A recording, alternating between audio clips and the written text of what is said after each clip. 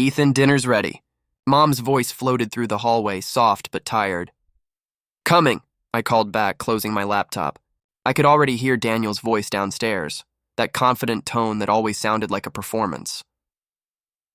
When I stepped into the dining room, he was at the head of the table, smiling like he owned the place. There he is, he said, clapping his hands together. My hardworking son, I forced a smile.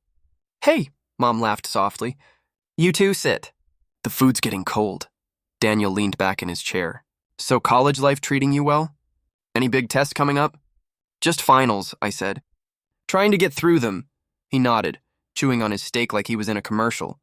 That's what I like to hear. Focus, discipline. You'll thank me one day for pushing you. Mom smiled proudly. He's doing great, Daniel. Straight A's again. Daniel pointed his fork at me. You see? Hard work pays off. I keep telling people discipline builds character. I nodded, though I'd heard that speech 100 times. He said the same thing to every guest who came over, word for word. It always felt rehearsed. After a few quiet bites, he started again. So how's your car running? I noticed it needs a wash. I'll get it done this weekend, I said. He chuckled. Don't wait too long. People judge a man by how he keeps his things. Mom gave him a look. Daniel, let him eat. He smiled, pretending to take the hint. Of course. Just trying to guide the boy. Boy. He always called me that when Mom wasn't looking. Never son, only boy. I kept my eyes on my plate. Can I be excused? Mom frowned. Already? Yeah, I have to finish an assignment. Daniel wiped his mouth with a napkin. Go ahead. Responsibility first, right? I muttered. Right, and left the table. As I walked upstairs, I heard him say softly, Good kid. Just needs structure. Mom replied, He's still adjusting. Adjusting. That was her word for everything since she married Daniel. In my room, I shut the door and leaned against it. I could still hear their muffled voices downstairs, mixed with Daniel's fake laugh. Everyone thought he was perfect. The neighbors adored him. Mom's church friends said she was lucky, and even my professors liked him when he showed up at events pretending to be my biggest supporter. But behind that polished charm, something always felt wrong, like he wore kindness as armor. I sat at my desk, staring at my laptop screen, unable to focus. Then my phone buzzed. A text from Mom. Don't stay up too late. Love you, I replied. Love you too. I meant it. For her, not for the man sitting beside her. A few hours later, I went downstairs to grab a drink. The house was quiet except for the hum of the fridge. Daniel's jacket was hanging on the back of the chair, his phone face down on the counter. I tried to ignore it. I really did. But curiosity has a way of whispering louder when you already doubt someone. The screen lit up. I froze. Aunt Melissa. My stomach tightened. Why would she text him this late? I told myself not to look, that it wasn't my business. But then another message popped up. Can't stop thinking about earlier. You make me feel alive again. The air left my lungs. I stared at the words, my pulse hammering. No, it couldn't be. That was my mom's sister. The one who helped plan their wedding. The one who always hugged Mom a little too long when Daniel was around. My mind raced. Maybe it was a joke. Maybe I was reading it wrong. The phone buzzed again. Next weekend? That was it. The sound of my heartbeat filled my ears. I stepped back, gripping the counter. My mom's voice suddenly came from the hallway. Ethan, you okay? I flinched. Yeah, I said quickly, turning the phone face down. Just getting water, she smiled sleepily. You're always up late. Don't stress too much, okay? Yeah, I won't. She walked past me, kissed my forehead, and went upstairs. Her scent, the faint mix of lavender and tiredness, lingered in the air. I looked at the phone again. Its screen was dark now, but it might as well have been burning. I didn't touch it. I couldn't. I grabbed my glass, filled it with water, and went upstairs, every step heavier than the last. In my room, I sat on the bed, staring at nothing. My thoughts spun in circles. Could it really be her? Could Daniel, the man who preached about loyalty, be the one betraying the woman who trusted him completely? I remembered how Aunt Melissa would joke, "Your mom's lucky to have him." How Daniel would smile back and say, "We're all family here." I felt sick. I grabbed my pillow and buried my face in it, trying to block out the memory of that message. but my brain kept replaying it. Can't stop thinking about earlier. Earlier when? Earlier today? Earlier tonight? I stood up and paced. Maybe I was overreacting. Maybe it was some kind of misunderstanding, but I knew the tone of a message like that. I'd seen it before, the kind people send when they think no one else will ever read it. And now, I had. I thought about telling Mom right away. But what would that do? Break her? Make her hate me for even knowing? No, I needed to be sure. I needed proof. As I sat back down, my reflection stared at me from the dark window. The same face, but angrier. I whispered to myself, if he's lying to her, I'll find out. The house creaked in the silence, and for the first time, it didn't feel like home anymore. It felt like a stage, and Daniel was still playing his role perfectly. I turned off the light, but my eyes stayed open, replaying that glowing name on his screen over and over. Aunt Melissa. I shouldn't have looked again, but I did. The screen lit up, and my heart started pounding like a warning I ignored. The message glowed. Last night was perfect. Same time next week? I whispered to myself. No way. No freaking way. The phone buzzed again. This time, a photo popped up, blurry but clear enough. Skin, sheets, her hair, his arm. I didn't need to see more. I slammed the phone face down, but the image burned into my mind. Mom's voice drifted from the living room, humming softly. My throat tightened. How could I tell her? How could I even breathe around them now? When Daniel walked in, still smiling, I froze. You're up late again, son? I tried to sound normal. Yeah, just studying, he grinned, setting his keys on the counter. Good. That's what separates winners from quitters. I wanted to laugh or scream. Right. He opened the fridge and grabbed a drink. Your mom asleep? Yeah. My voice cracked. He nodded, sipping his soda like nothing was wrong. Good woman, your mother. Stronger than she knows. The words made my stomach twist. Yeah, I said quietly. She really is. He smiled at me almost kindly. You remind me of her sometimes. If he noticed my clenched fists, he didn't mention it. He just patted my shoulder. Get some rest, kiddo. When he walked away, I stared at his phone still glowing on the counter, the name Aunt Melissa fading from the screen. I whispered, You're disgusting. The next morning felt different. I sat at the breakfast table watching them, Daniel reading the paper, Mom flipping pancakes, both acting like nothing was broken. Morning, sweetheart, Mom said. You hungry? Not really, Daniel peeked over his paper. You look tired. I didn't sleep much, he chuckled. College will do that to you. Stress messes with your head. If only he knew what was messing with mine. Mom placed a plate in front of him. Daniel, you're working late again tonight. Yeah, big presentation. You know how it is, her eyes softened. Don't overwork yourself. I won't. He leaned over, kissed her forehead. You're my peace. The words nearly made me choke. I looked away before she saw my face. When he left for work, I followed him out with my eyes.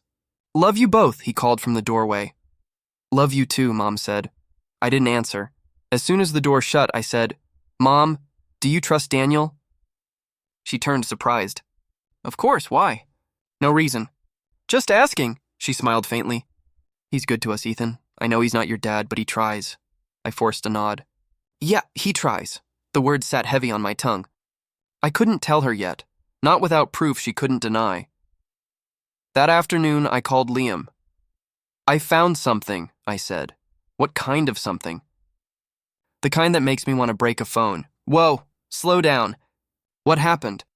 I told him everything. The messages, the photos, the late-night tone that couldn't be mistaken. He was silent for a second. Then you sure it's her? Aunt Melissa? I wish I wasn't, man. He breathed. That's next-level betrayal. What are you gonna do? I don't know. I can't tell Mom yet. She won't believe it without proof. She loves him too much. So get proof, he said. Screenshots, recordings, or something solid. I already have the texts, I said, but it's not enough. I need to know how long it's been happening. Be careful, Ethan, he warned. You're playing with fire. Guys like him don't like getting caught. Let him burn, I muttered. That night, I waited until everyone was asleep. My heart hammered as I crept downstairs again. The phone wasn't on the counter this time. Daniel had taken it upstairs. I stood in the dark, trying to think. Maybe I could check his laptop. Maybe there were messages there. Suddenly, his voice came from behind me. "What are you doing up?" I jumped. "Just water." He stepped into the kitchen, eyes half awake. "At 2 in the morning?" "Couldn't sleep," he chuckled. "You gotta learn to shut your brain off, kid." "I'm trying." He opened the fridge, grabbed a bottle, and leaned against the counter beside me. "You ever think about your dad?" The question caught me off guard. Sometimes, he nodded slowly. "He was a good man. Tough act to follow." I stared at him, wondering if guilt ever touched his voice. "You don't have to follow him," I said flatly. "Just don't pretend to be him." He looked at me, eyes narrowing slightly. "What's that supposed to mean?" "Nothing," I lied quickly. "Just tired." He studied me for a second, then smiled, the kind of smile that didn't reach his eyes. "Get some rest, Ethan. Don't let the world make you paranoid." I waited until he was gone before whispering, "You already did." The next day, Aunt Melissa came over. My pulse spiked the moment she walked in. She hugged Mom first, then turned to me with that fake warmth. "Ethan, you've grown so much," she said. "Yeah," I muttered. "Guess time does that." Daniel appeared from the hallway, pretending surprise. "Melissa, didn't know you were dropping by?" She laughed softly. "I was in the area. Thought I'd visit." Their eyes met, too quickly, too comfortably. Mom, oblivious, smiled. "I'll make coffee." As she walked away, Daniel said, "Still teaching yoga?"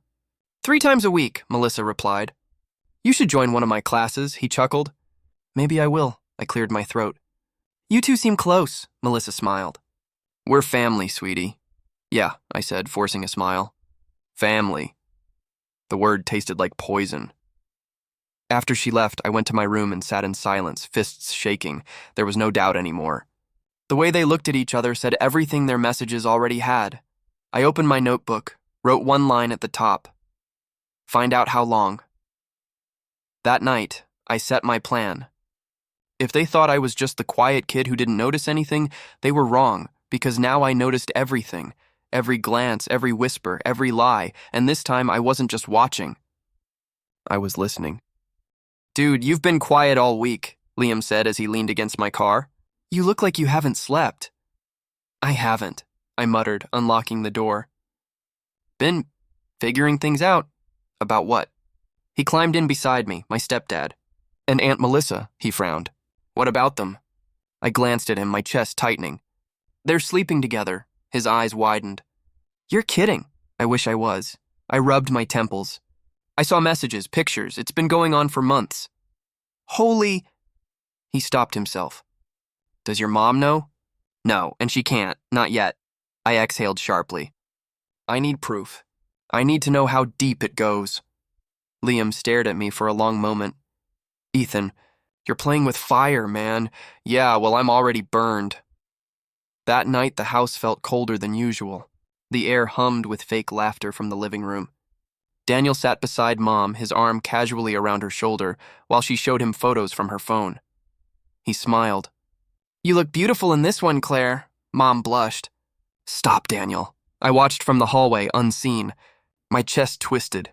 Every word out of his mouth made my skin crawl. Aunt Melissa's name popped up on the TV screen. Mom had accidentally mirrored her phone. A text bubble flashed before she could hide it. "Dinner tomorrow?" Daniel said he'll handle it. Mom didn't notice. Daniel did. His jaw clenched, then softened into a grin like nothing happened. Later, when he went to the kitchen, I followed. "You're really good at pretending," I said quietly. He turned, startled. "What was that?" "You heard me," he smirked. "Careful, son. That tone could get you in trouble." "Don't call me that," he chuckled low. "You think you know something, don't you?" "I know enough to make you lose everything." His expression shifted, a flicker of fear before arrogance swallowed it. "You wouldn't. You love your mother too much." "That's exactly why I might." He leaned in closer, his voice like poison. "You'll break her heart." "No," I said. "You already did." He stepped back, smiling like a man who thought he still owned the game. "You don't understand adult relationships, Ethan. Things aren't black and white. Cheating your wife with her sister is pretty damn clear to me." He sighed, almost mockingly. "I tried to include you in this family. You just never wanted me here. Don't twist this. My pulse hammered in my ears. You're a fraud. Then prove it. He whispered the words like a dare, brushing past me with a smirk. I did. Over the next week, I started recording. Every phone call, every whisper. I'd sit in my room, earbuds in, replaying their conversations until the words etched themselves into my brain. Liam came over one evening. You're scaring me, man. You sound obsessed. Maybe I am. I clicked through recordings on my laptop. But someone has to do something. He shook his head. This isn't your fight alone. Whose is it then? Mom's, she's blind. She still says, Daniel's been such a blessing. I scoffed. A blessing that's bleeding her dry, Liam sighed. You're starting to sound like you enjoy this. I don't. I hesitated. At least I shouldn't, he studied me. But you do. Yeah, I admitted. It feels good knowing what they don't, like, for once I'm in control. Ethan, he ran a hand through his hair. That's not control. That's poison. You keep drinking it and it's gonna eat you alive. I looked at him, my voice steady but low. Maybe that's the point. The next morning, I watched Daniel leave for work. I waited 5 minutes, then checked the house cameras he didn't know I'd installed. His car didn't turn toward the office. It turned toward Aunt Melissa's street.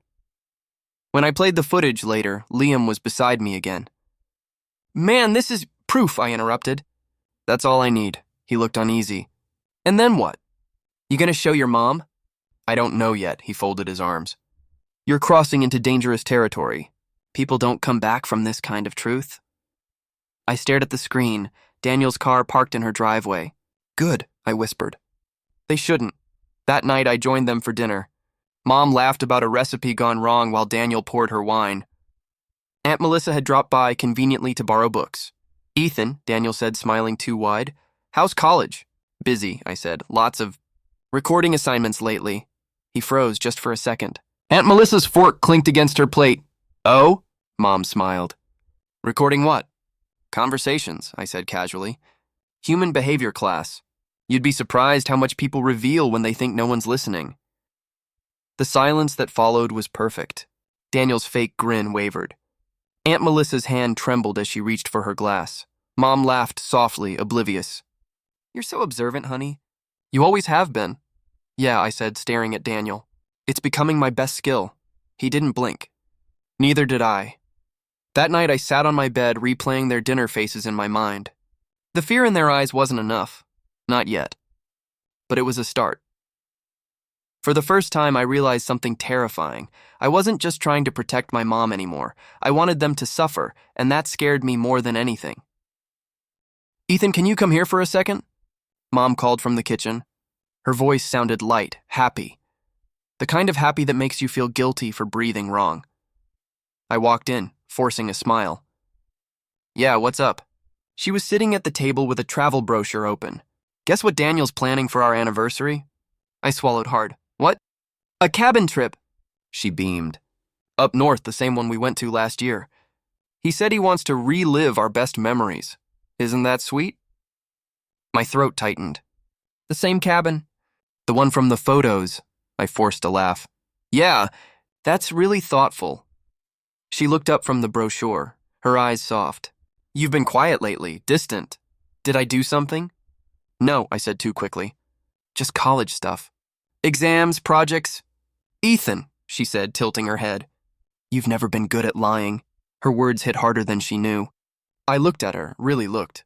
The faint lines at the corners of her eyes, the way her fingers twisted her wedding ring.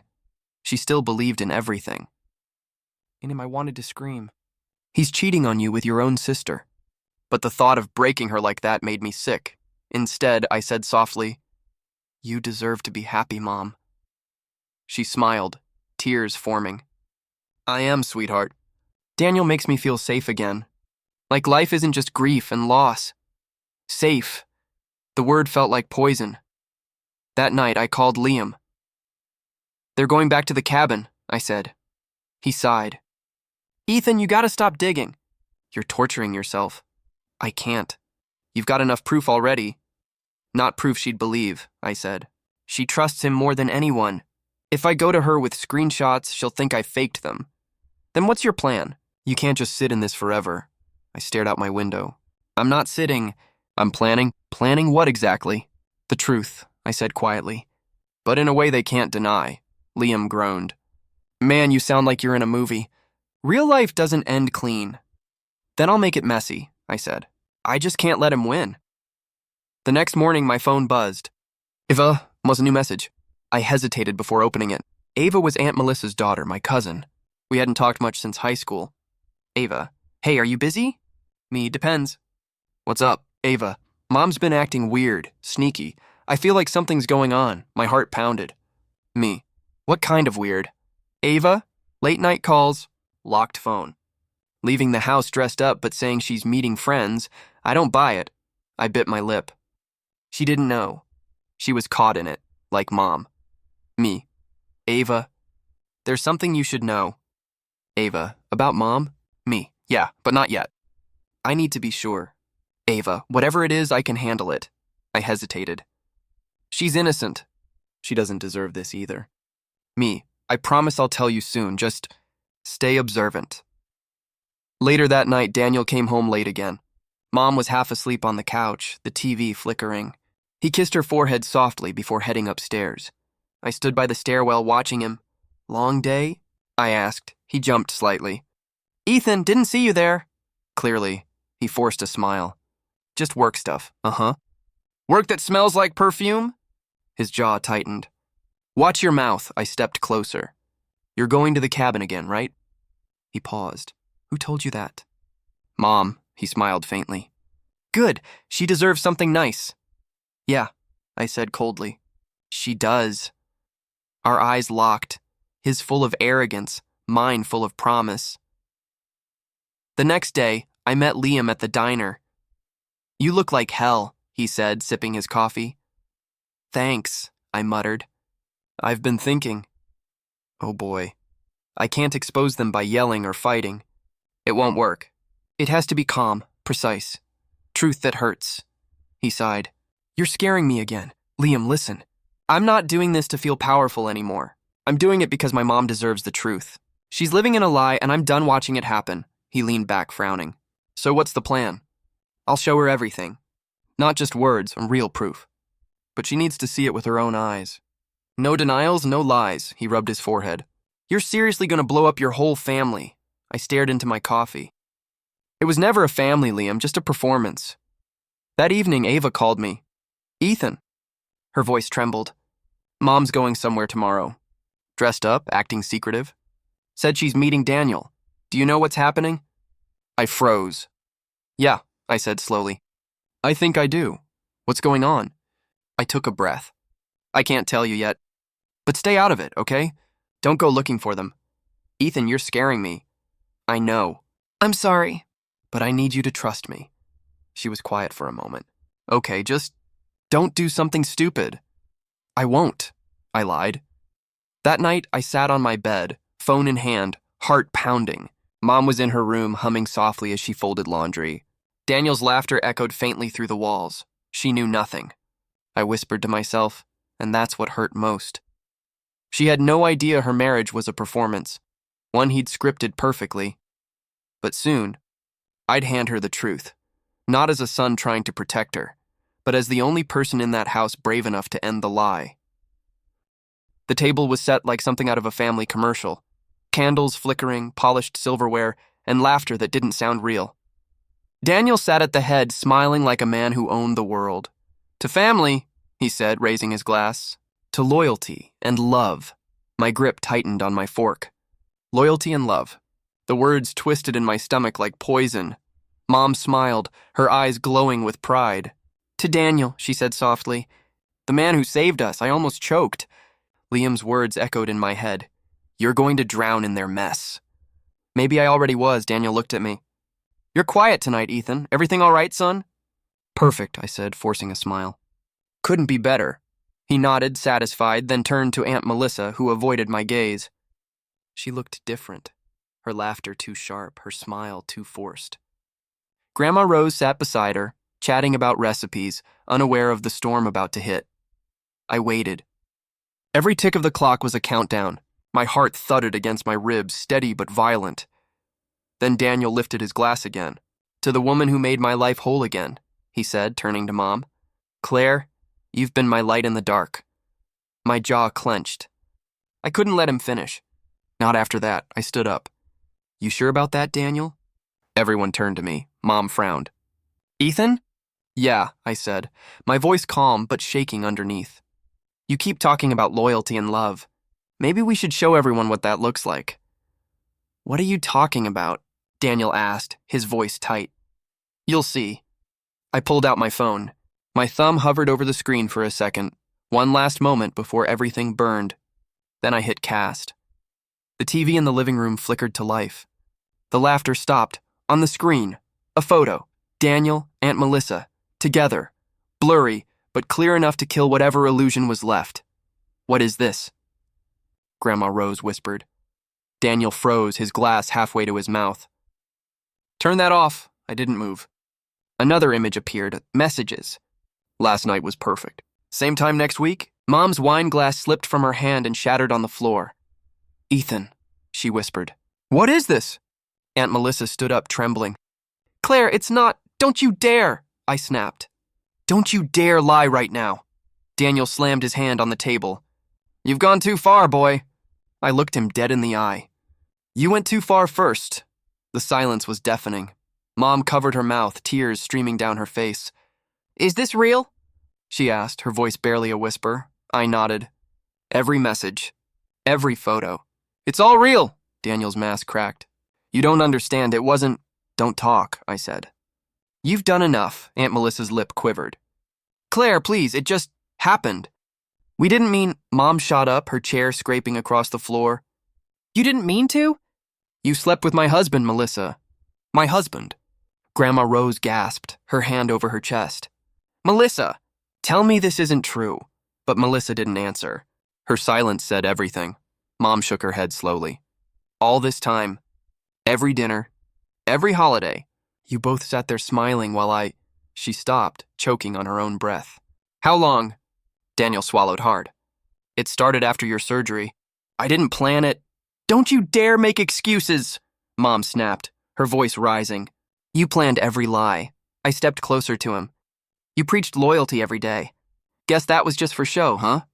He glared at me. "You think you're the hero here? You just destroyed your mother's world." "I didn't destroy it," I said coldly. "You did." "I just turned on the lights." Liam, sitting quietly at the far end, finally spoke. "He's right, Daniel. You built this mess. Time to face it." Daniel's jaw tightened, his voice low. "You'll regret this, Ethan." "No," I said. "You will." Aunt Melissa tried to reach for Mom's hand, but Mom pulled away like her touch burned. "You're my sister," Mom said, her voice breaking. "You were supposed to protect me, not destroy me." "Claire, please, don't call me that." Grandma Rose slammed her fist on the table. "Enough. Both of you disgust me. My daughters, my family, look at what you've done." The air felt heavy, suffocating. No one spoke. Mom finally turned to me, her eyes red but dry. "You knew?" I nodded slowly.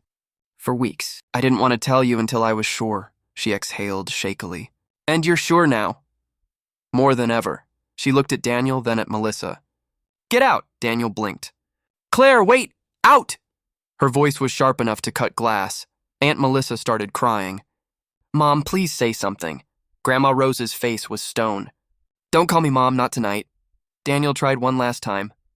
"Claire, you don't have to do this. We can—" Mom cut him off. "You don't get to fix something you burned." He stared at her for a long moment, then turned to me. "You think this makes you better than me?" I didn't answer. I just stared at him until he looked away. He grabbed his coat and stormed toward the door. Aunt Melissa followed, crying into her hands. The front door slammed shut. Silence. Mom sank into her chair, trembling. Grandma Rose placed a hand on her shoulder, but she didn't look up. "I'm sorry, Mom," I whispered. She shook her head. "No, don't be. You did what I couldn't." Her words hit me like a wave. Relief and pain mixed until I couldn't tell which was which. The perfect man was gone. The saint was exposed. All that was left was truth, raw, cold, and merciless. And somehow, that felt like justice. The house felt like a ticking bomb. Every corner hummed with tension. Every silence felt heavier than words. I remember Daniel shouting downstairs, his voice cracking. It wasn't supposed to end like this. Mom's door slammed upstairs. I heard her muffled sobs through the wall. She hadn't come out in days. The smell of cold tea and untouched food filled the hallway. Aunt Melissa was gone. Vanished after the truth came out. No calls, no messages. Just silence. I sat at the kitchen table, staring at the mess left behind. Broken glass, ripped papers, a family photo face down. Liam walked in quietly. "You did what had to be done," he said. I looked at him. "Did I? Because it doesn't feel like I did something right." He leaned on the counter. "You exposed the lies. That's not wrong." "Then why does it feel like I burned everything?" He sighed. "Because sometimes justice costs everything you love."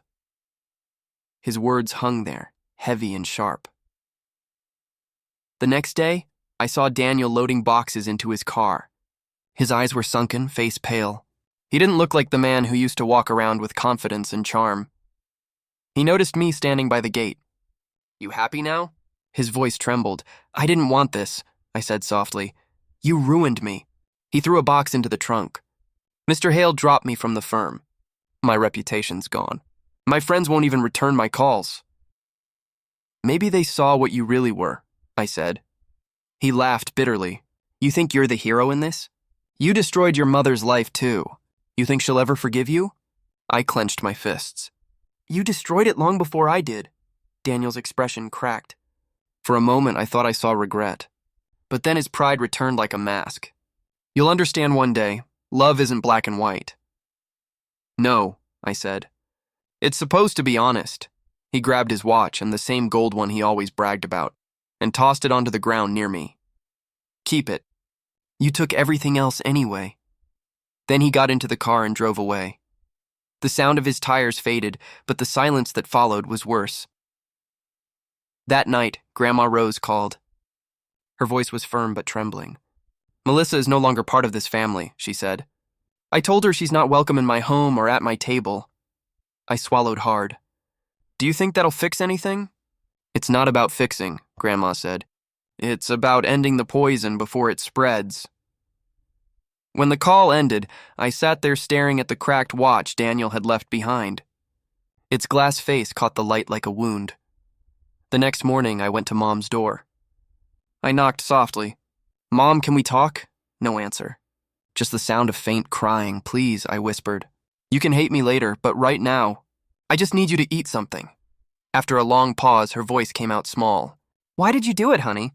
"Because he lied to us." "Because you deserved the truth." "I already knew," she said weakly. "I just didn't want to believe it." That broke something inside me. When she finally opened the door, her eyes were red, face pale. "He wasn't a good man," she said, "but I loved him once. And watching that love burn hurt more than anything." "I'm sorry," I whispered. She nodded slowly. "I know." For days, the house stayed quiet. Liam checked on us, brought groceries, tried to make us laugh, but the air stayed heavy. Then one evening, I found the watch again on the table. The gold looked dull now. The second hand had stopped, frozen at the moment Daniel left. I stared at it, remembering how he used to flash it at dinner parties. "A man's worth is measured by his time," he'd say proudly. So I picked it up, walked outside, and smashed it against the concrete. The glass shattered, scattering tiny reflections across the ground. It felt final, like a sound I'd been waiting for. Liam saw me from the porch. "You sure about that?" "Yeah," I said quietly. "It's just a piece of metal now." He stepped closer. "You think this is over?" "No," I said. "It's just quieter now," he nodded. Sometimes silence is all the closure we get. That night, I sat alone in my room, the pieces of the watch still glimmering faintly outside. I thought revenge would feel powerful, that seeing Daniel broken would somehow fix the hole he left in us. But it didn't. It just echoed. I lay back, staring at the ceiling, thinking about everything we lost: trust, peace, family. I could still hear Mom's quiet sobs, Grandma's voice on the phone, Daniel's bitter laugh, Melissa's silence. Everything burned, and all that was left was smoke. Liam texted me later. "You okay?" I replied, "I don't know, but I'm still here." He sent back a single line. That's enough for now. I looked at the ashes of what used to be our life and whispered to myself, revenge isn't satisfaction. It's silence, and mine was deafening. I didn't expect to ever see him again. Months had passed since that night, the night everything burned. Life had started to piece itself together, one fragile day at a time. Mom had begun cooking again, humming sometimes like a ghost relearning how to breathe. I'd buried myself in college work, trying to build something new out of the ashes. Then one afternoon, I looked up from my coffee outside the campus cafe and froze. Daniel. He stood across the courtyard, wearing a wrinkled shirt and that same expensive coat that no longer fit right. His eyes were tired. His hands shook as he walked toward me.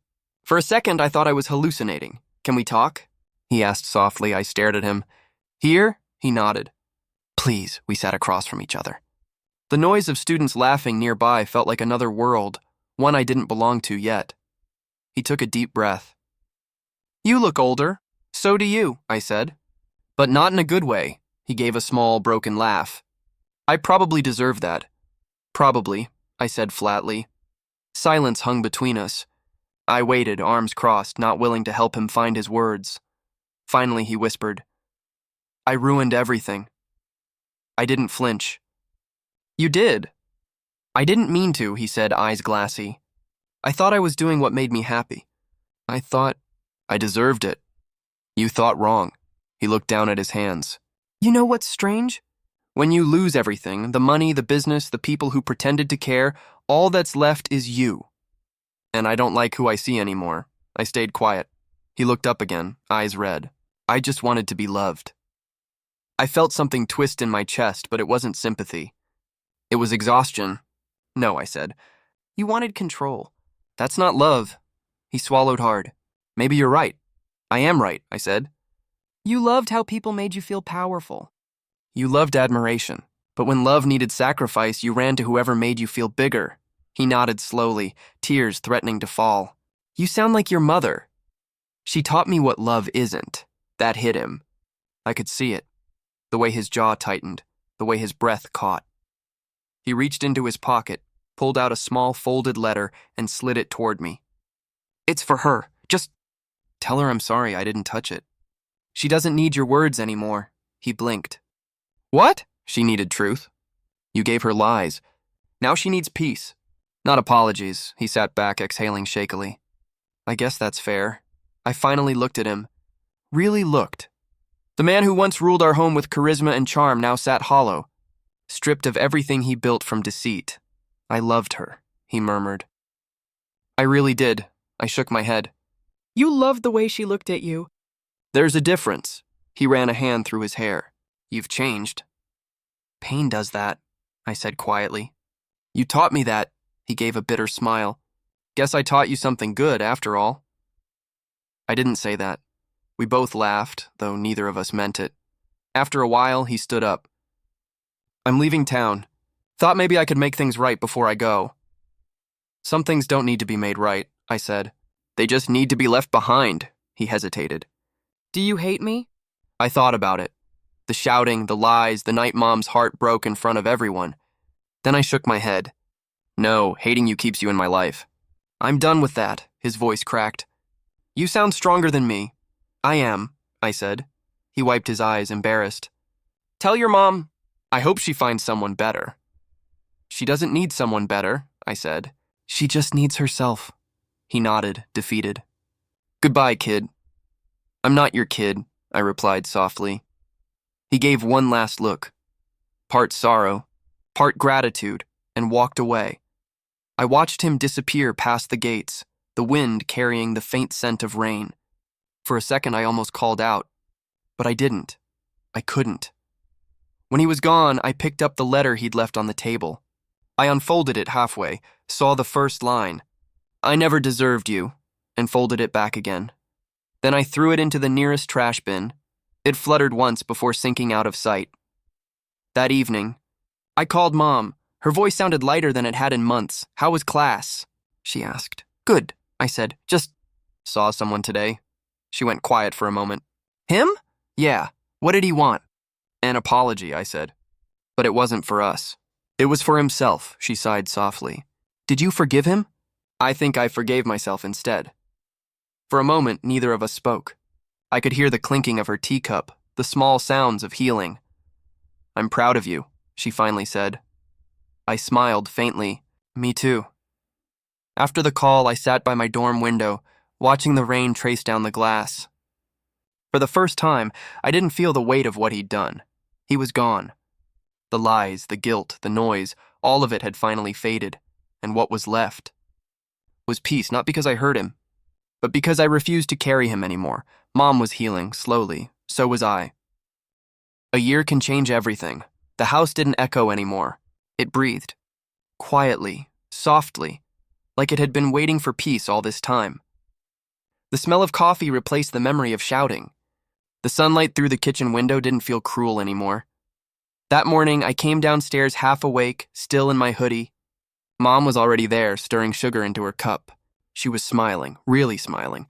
Not the polite kind she used to fake, but the kind that reached her eyes. You're up early, I said. She turned, a little surprised. Couldn't sleep. The birds were louder than usual, I smirked. Or maybe you just forgot what mornings sound like. She laughed, a light, easy sound I hadn't heard in years. Maybe. I grabbed my mug and poured myself coffee. Hard to believe it's been a year, I said. She went quiet for a second. I know, we both knew what I meant. That night. That truth. That ending. She leaned on the counter, looking out the window. Do you ever think about them? Sometimes, I admitted. Mostly when I try not to. She nodded slowly. I used to wonder if I did something wrong. If I missed something obvious. You didn't miss anything, I said. They were just good at pretending. Her eyes softened. You sound older. Pain does that, I said with a half smile. She took a sip, watching me carefully. You protected me when I couldn't protect myself. That sentence, simple, quiet, hit harder than any revenge ever did. I didn't even know how to respond. I just couldn't let you live in a lie, I said. She nodded. And you didn't. You tore the mask off. Yeah, I said quietly. But sometimes I wonder if I tore too hard. She placed her hand over mine. Truth doesn't destroy. Lies do. I stared at her hand, warm, steady. She'd aged in the past year, but there was strength in it now. Not the kind that comes from pretending, but the kind that survives storms. You're not angry anymore? I asked. Her lips curved faintly. No, anger was Daniel's language, not mine. I've learned to speak peace instead, I smiled. You sound like Grandma, she laughed. Don't tell her that. She'd take credit for it. The mention of Grandma Rose made me think of that night, her furious voice, the shattered glass, the way she turned her back on Melissa. Have you heard from Aunt Melissa? I asked, Mom's expression dimmed slightly. She called once. Said she's in Seattle now, teaching art classes. She sounded small. Do you hate her? I did, Mom said softly, but hate is heavy. I had to put it down, I nodded. I get that. She looked at me again. Do you hate Daniel? I thought about it. His face, his voice, his empty apology on that campus day. No, I said finally. I don't feel anything for him anymore. That's worse than hate, Mom smiled faintly. That means you're free. Outside, sunlight caught the dew on the garden leaves, the same garden Daniel once mocked her for planting. Pointless, he'd said. Now it was alive again. So was she. You ever think about starting over? I asked. She raised an eyebrow. You mean dating? I shrugged. Maybe, she laughed. Oh no, I think I'll pass. I'm just getting good at being happy alone, I grinned. Fair, she turned serious for a moment. But you? Don't let what you saw make you afraid to trust. You're not him. I know, I said, but it still feels like I'm carrying a warning label.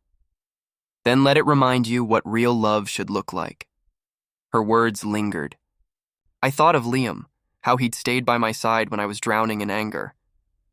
You know, I said, Liam's been helping me move on. He says I've turned my pain into a hobby. Mom laughed. He sounds smart.